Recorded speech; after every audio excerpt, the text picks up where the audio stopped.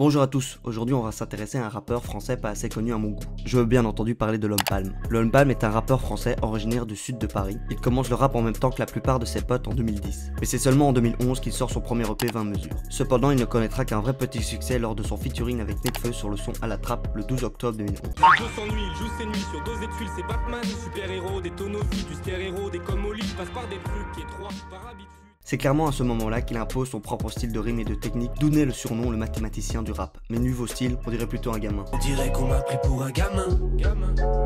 Alors je fais le gamin. Les influences de L'Homme Palme sont Eminem, surtout le titre The Real Slim Shady qu'il ne cesse d'écouter encore maintenant, ainsi que l'acteur Takeshi Kitano, un acteur très habitué à jouer dans des films dramatiques comme propose le film Sonatine Mélodie Mortelle. C'est de là que tient Antoine son amour pour les sujets dramatiques qu'il aborde souvent dans ses sons de manière ironique. Antoine commence à se faire connaître du grand public lors de la sortie de ses deux EP intimement liés, Seigneur et Majesté. La paire couvre deux univers, l'un lié à la réalité triste, dure et on va dire consciente, l'autre à l'inconscient, au fait de s'inventer une vie et d'en rire. Les deux EP ont des titres plutôt obscurs suivis de titres plus sereins et musicalement plus variés. C'est justement à cette même époque que je découvre Antoine, pendant une journée banale de mon adolescence, lorsque je recherchais de nouveaux titres du groupe Section d'Assaut. Ne me jugez pas hein, on a tous été jeunes et cons. Je tombe par hasard sur le titre Chute libre de Seigneur, et là, sans mauvais jeu de mots, c'est la chute libre de plaisir. Je commence à écouter tous les sons de l'EP, puis ensuite les sons de Majesté. C'est clairement l'un des plus gros coups de cœur que j'ai eu dans ma jeunesse. Ce que j'apprécie dans les sons de L'Homme Palme, c'est son ego trip constamment présent depuis le début de sa carrière. Comme il le dirait. Les gens que je rencontre me remercient d'exister, car j'agis avec plus de soin qu'un cancéreux, plus de patience qu'un tour de garde, plus de cran qu'une ceinture, plus d'adresse qu'un boulevard. J'envoie des bonnes ondes en abondance. Les gens l'ont senti, mais je pense qu'ils ne peuvent pas comprendre. Ainsi que certains sons qui partent dans un délire totalement dark et ironique. Besoin de me relaxer, fais-moi que ça. Ton pote me serre la main un peu fort. Oui, oui. J'ai vu des guerres se déclarer pour moins que ça.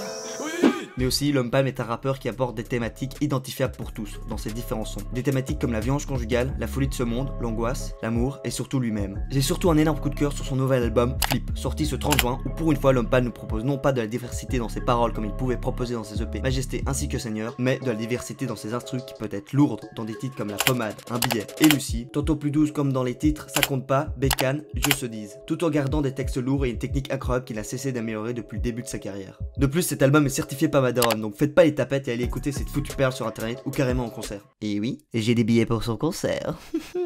Et comme dirait L'Homme Palme, Les rappeurs parlent de longues rimes, non, confondez pas avoir le chargeur plein et savoir bien viser.